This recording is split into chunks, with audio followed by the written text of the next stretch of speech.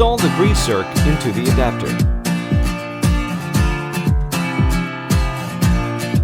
Place the rubber O-ring onto the stuffing box body in the grooves provided.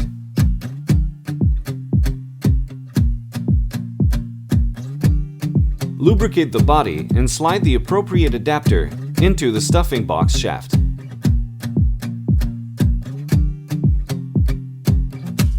Put the steel washer on the shaft.